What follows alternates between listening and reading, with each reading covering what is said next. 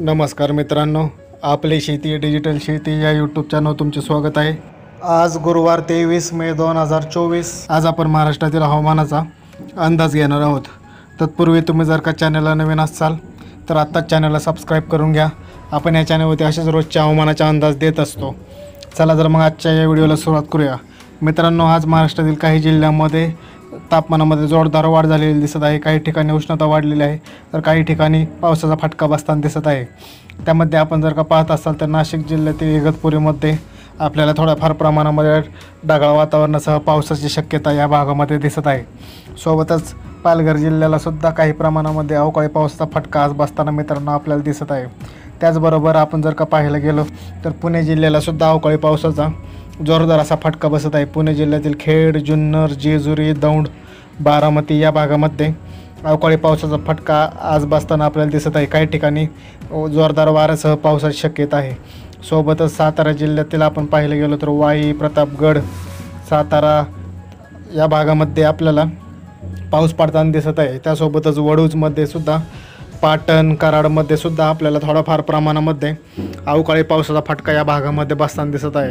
कोल्हापूर जिल्ह्याला सुद्धा अवकाळी पावसाचा जोरदार असा फटका बसत आहे। कोल्हापूर जिल्ह्यातील बहुतांश भागामध्ये वादळी वाऱ्यासह अवकाळी पावसाचा फटका बसताना आपल्याला दिसत आहे।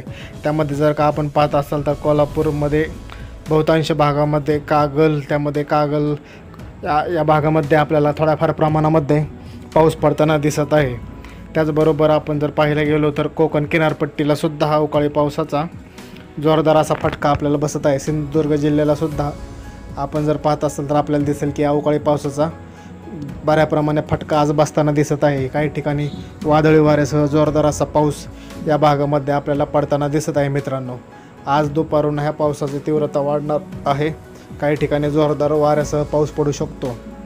त्याचबरोबर जर का आपण पाहायला गेले तर आपल्याला दिसेल की महाराष्ट्रातील अजून काही भागामध्ये सुद्धा अवकाळी पावसाचा फटका आज बसणार आहे। मित्रांनो, त्यामध्ये जर का आपण पाहत असाल तर आपल्याला दिसेल की अहमदनगर जिल्ह्यातील काही भागांमध्ये जर आपण स्क्रीनवरती पाहत असाल तर आपल्याला दिसेल की अहमदनगर जिल्ह्याला सुद्धा काही प्रमाणामध्ये अवकाळी पावसाचा फटका बसत आहे।